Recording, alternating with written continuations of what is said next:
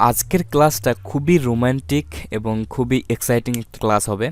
তো বেশি কথা না বাড়িয়ে চলুন শুরু করা যাক। তো প্রথমত আমি আমার ওই হার্ড ডিস্কটাতে যাচ্ছি এবং যে ড্রাইভে কাজ করা ছিল সেই ড্রাইভে চলে যাচ্ছি।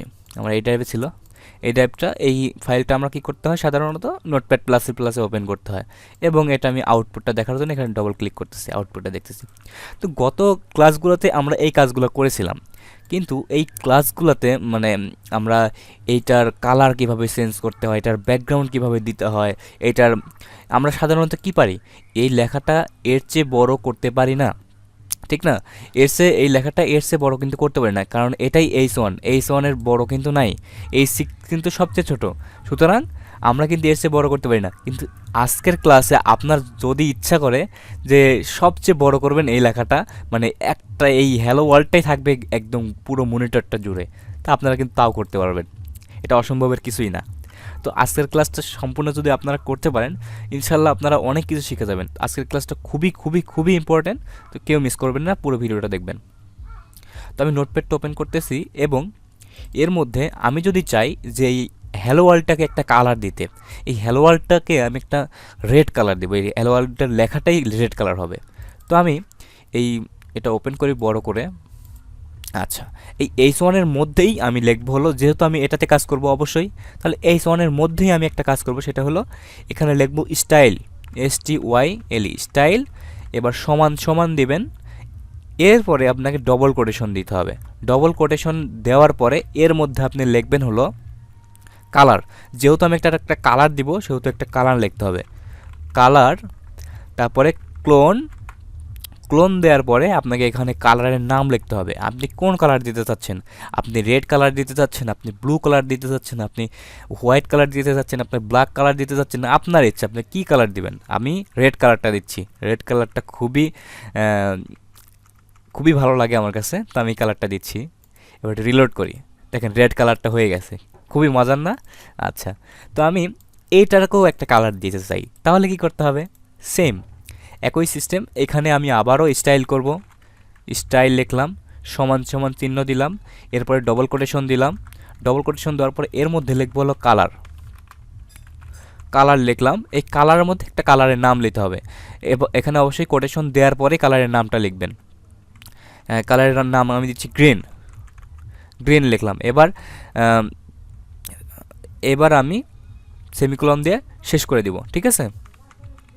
সেমিকোলন দিয়ে শেষ করে দেবো, এটা প্রত্যেকটা দিয়ে মানে একটা করে কাজ করবো এবং সেমিকোলন দিয়ে শেষ করব।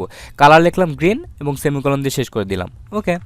এরপর আমি আবারও রিলোড করে দেখি, দেখেন গ্রিন কালারটা কিন্তু চলে আসছে, খুবই মজার না? তো সেমভাবে কিন্তু আপনারা চাইলে সবগুলোর কালার আলাদা আলাদা দিতেই পারেন, খুবই সহজ। খালি এটা কপি করে নিয়ে এখানে বসাইলেন এবং কালারের নামগুলো খালি চেঞ্জ করে দেওয়া, খুবই সহজ না? এটা করতেই পারবেন, খুবই সহজ। আচ্ছা, তো আমি চাচ্ছি এই লেখাটা অনেক বড় করতে, তো আমি তো H1-এর মধ্যেই নিছি ভাই, এর চেয়ে বড় তো আর হয় না। তো আমরা যখন অন্য অন্য ওয়েবসাইটগুলোতে দেখি, তখন কিন্তু ভাই অনেক বড় বড় লেখা থাকে বা অনেক ছোট ছোট লেখা থাকে, এই সিক্সের চেয়েও অনেক ছোট ছোট লেখা থাকে, কিন্তু আমাদেরটা কিন্তু এর চেয়ে আর বড় হচ্ছে না। তাহলে কি করতে পারি আমরা, কি করলে বড় হয়, জিনিসটা কিভাবে হয়? আচ্ছা, তাহলে আমরা আমরা যদি এই H1-টাকে বড় করতে চাই, অর্থাৎ এই রেডটাকে বড় করতে চাই, তাহলে আমরা এর মধ্যেই একটা কাজ করব, সেটা হলো এখানে লিখব ফন্ট সাইজ। ফন্ট লেখার পরে একটা ড্যাশ দিবেন এবং এখানে লিখবেন হলো ফন্ট সাইজ লিখবেন। সাইজ লেখার পরে ক্লোন, ক্লোন দেওয়ার পরে এখানে লিখবেন হলো আপনার যত ইচ্ছা। আপনি যদি 100 পিক্সেল দেন, অর্থাৎ 40 পিক্সেল দেন, 40 পিক্সেল দিলেন এবং সেমিকোলন দিয়ে শেষ করে দিলেন। এরপরে আমি আবার রিলোড করি, দেখি লেখাটা বড় হয়েছে কিনা। দেখেন লেখাটা কিন্তু অনেক বড় হয়েছে, আরও বড় দরকার। কি করতে পারি, এইখানেই কিন্তু চেঞ্জ করে দিতে পারি, 40 না দিয়ে এখানে 100 করে দিই। এবার রিলোড করি, দেখেন লেখাটা কত বড় হয়েছে। তা আপনার যদি ইচ্ছা হয় আরও বড় করতে, কি করবেন? জাস্ট এখানে কিন্তু 200 পিক্সেল করে দেন, 300 পিক্সেল করে দেন, 400 পিক্সেল করে দেন, এরকম। আমি 400 পিক্সেল করে দিচ্ছি, দেখেন এবার মজাটা কত বড় হয়। ওরে বাপরে, অনেক বড়, পুরো মনিটরটা জুড়ে আসছে। তো 400 পিক্সেল দেওয়া যাবে না, অনেক বড় দেখা দেখা যাচ্ছে। তো আমি এটাকে একটু ছোটোই করে দিচ্ছি, 200 করে দিতে পারি। এবার একটু রিলোড করে দেখি তো কত বড় আসে। দেখেন পুরো ইয়েটা জুড়ে আসছে, ভালো লাগতেছে। তো এখন আমরা একটু ছোটই করে রাখি, মানে জাস্ট বোঝার জন্য আমি দেখাই দিলাম যে কীভাবে এটা বড় করতে হয়, কিন্তু আসলে এত বড় আমরা করব না। এত বড় করলে জিনিসটা খারাপ দেখা যায়, অতিরিক্ত ভালো না। 60 পিক্সেল করে দিই, এটাই অনেক বড়, তারপরে রাখি আর কি। আচ্ছা, রাখলাম। তো এটা খুবই মজার জিনিস, খুবই ইন্টারেস্টিং একটা জিনিস। তারপরে আমরা একটা কাজ করব, এইটার একটা ব্যাকগ্রাউন্ড সেট করব, ব্যাকগ্রাউন্ডে একটা কালার দিব, ঠিক আছে? এটার ব্যাকগ্রাউন্ডে একটা কালার দেব, সেটা হলো কি, এটা একটা ব্যাকগ্রাউন্ডে কালার দেবো। এই কালারটা আমি অন্য একটা কালার দিব, যেমন এটার কালার ব্যাকগ্রাউন্ডে এখন কালার আছে কি হোয়াইট আছে, তো আমরা এখন ব্ল্যাক কালারটা দেবো। তো এই সেমিকোলনের পরেই আমি আবার লিখবো হলো ব্যাকগ্রাউন্ড, ব্যাকগ্রাউন্ড লিখলাম এবং ক্লোন দেওয়ার পরে আবার কালারের নামটা লিখবো। ধরেন আমি কালারের নামটা দিচ্ছি হলো গ্রিন, গ্রিন লিখলাম, এরপরে আবার সেমিকোলন দিয়ে শেষ। আচ্ছা, এবার আবার রিলোড করি, দেখি তো। দেখেন কালারটা কিন্তু চলে আসছে ব্যাকগ্রাউন্ডে, ব্যাকগ্রাউন্ডটায় কিন্তু কালারটা চলে আসছে। কত মজা না, কালারটা ব্যাকগ্রাউন্ডে চলে আসছে, খুবই ভালো কথা। আচ্ছা, তো এখন আপনি যদি চান এই লেখাটাকে মাঝখানে দিবেন, এই পুরো ইয়েটার মধ্যে, সেকশনটার মধ্যে আপনি লেখাটা মাঝখানে দিবেন, মানে এই ব্যাকগ্রাউন্ডটার মাঝখানে, অর্থাৎ এইখানে এই পজিশনে আপনি এই লেখাটা দিবেন, হ্যালো ওয়ার্ল্ডটা রাখবেন। তাহলে কি করতে পারেন, অথবা আপনার মনে ইচ্ছা জাগতেই পারে যে এই লেখাটা আমি আমি এই পাশে রাখবো না, লেফটে রাখবো না, আমি রাইটে রাখবো, ঠিক না? এরকম আপনার ইচ্ছা হইতেই পারে, আপনি এটা করতে পারেন খুবই সহজে, খুবই মজার একটা জিনিস। চলেন দেখে আসি। আপনি গ্রিন, এই ব্যাকগ্রাউন্ড গ্রিন লিখছেন না, ব্যাকগ্রাউন্ড গ্রিন, এখানে সেমিকোলন দিয়ে শেষ করতেন, সেমিকোলনের এইখানেই লিখবেন হলো text align centre, text align centre, centre করে দিলাম। তাহলে কি হবে, সেন্টার করে দিলে এই লেখাটা মাঝখানে চলে যাবে, সেন্টারে চলে যাবে। রিলোড করি, দেখেন লেখাটা সেন্টারে চলে গেছে, কত মজা না? আচ্ছা, লেখাটার কালার আমি রেড না করে হোয়াইট করে দিতে চাচ্ছি, হোয়াইট করে দিলে এই সবুজের সাথে ভালো মিলবে, মানে সাদা করে দিলে সবুজের সাথে ভালো মিলবে। তো আমি কোথায় করলাম, যে কালার, কালারটা আমি চেঞ্জ করে দিয়ে আমি বলবো যে হলো হোয়াইট। ওকে, এবার একটু রিলোড করি, দেখেন এই লেখাটা হোয়াইট হয়ে গেছে, খুবই ভালো লাগতেছে। আচ্ছা, তো এখন আমি চাইলে কিন্তু প্রত্যেকটাতে এরকমভাবে কাজ করতে পারি, করতে পারবো না? আচ্ছা, এটাকেই আমরা একটা ব্যাকগ্রাউন্ডের মধ্যে ব্রাইন করি। আমি H2কেও আমি একটা ব্যাকগ্রাউন্ড দেব, সেমভাবে একই কাহিনী, ব্যাকগ্রাউন্ড দিলাম, ধরেন একটা ব্যাকগ্রাউন্ড দিলাম আমি রেড, হ্যাঁ, ব্যাকগ্রাউন্ড দিলাম আমি রেড। এবার রিলোড করি, দেখেন ব্যাকগ্রাউন্ডটা কিন্তু রেড পেয়ে গেছে ওর, ঠিক আছে? আচ্ছা, এটারও কালার আমি হোয়াইট করে দিচ্ছি, গ্রিন না দিয়ে হোয়াইট করে দিচ্ছি, এটারও হোয়াইট করে দিচ্ছি।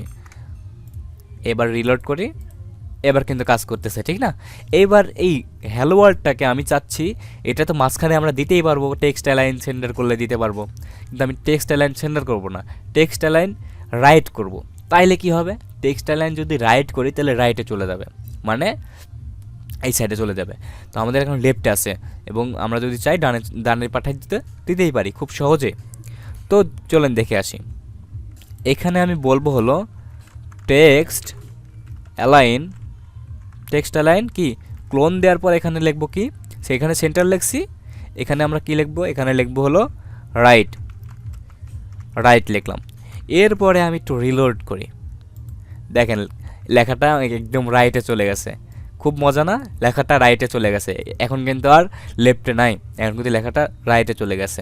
তা আমি যদি আবার চাই সেন্টারে আনতে, অবশ্যই আনতে পারবো। এখানে বলে দিচ্ছি সেন্টার, সেন্টার করে দিচ্ছি। এবার রিলোড করি, দেখেন মাঝখানে কিন্তু চলে গেছে।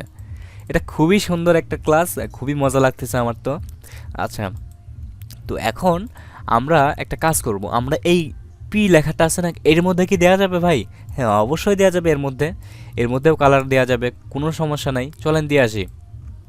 আচ্ছা, এই পি এর মধ্যেও তাহলে কি করতে হবে, স্টাইল অ্যাড করতে হবে, STYLE, যেহেতু এটা স্টাইল হচ্ছে তাহলে স্টাইল লিখতে হবে, ঠিক না? এই স্টাইল লেখার পরে সমান দিয়ে পরে আবার ডবল কোটেশন, ডবল কোটেশনের মধ্যে যা করব তাই। আবার এখানে লিখতেছি কালার, তোমার কালার হবে হলো আবার ক্লোন দিয়ে কালারের নামটা লিখতে হবে, কালারের নামটা দিয়ে লিখতে হবে হলো ইচ্ছা আপনার। আমি গ্রিন লিখলাম, গ্রিন লিখলাম। এবার একটু রিলোড করি, দেখি, দেখেন রিলোড করলাম, লেখাগুলো রঙিন হয়ে গেল, মানে গ্রিন হয়ে গেল, দেখেন লেখাগুলো। ঠিক আছে, এই লেখাটা একটু বড় করতে চাচ্ছি, টেক্সট তো এত বড় এত ছোট হয় না, একটু বড় করতে চাচ্ছি, তাইলে কি করতে হবে মনে আছে? এই যে ফন্ট সাইজ, এই যে অনেককে ফন্ট সাইজ দিয়ে বাড়াইছিলাম, তাহলে এখানেও সেম, এখানেও ফন্ট সাইজটা দিব, font size, font size dash দিয়ে আমরা দিব ফন্ট সাইজ দেওয়ার পরে এখানে ফন্ট সাইজটা দিয়ে দিব, আমি ধরেন দিচ্ছি 60 পিক্সেল, 60 পিক্সেল দিলাম। এবার একটু রিলোড করি, দেখি তো, দেখেন লেখাগুলো অনেক বড় হয়ে গেছে। তো আমরা যদি চাই এত বড় দরকার নাই, আমরা একটু ছোটোই চাচ্ছি, 30 পিক্সেল চাচ্ছি, রিলোড করি দেখি, হ্যাঁ এবার কিন্তু ছোট হয়ে আছে। তো এইভাবে মূলত স্টাইল করা যায়। তো আজকের ক্লাসটা এই পর্যন্তই, সবাই ভালো থাকবেন।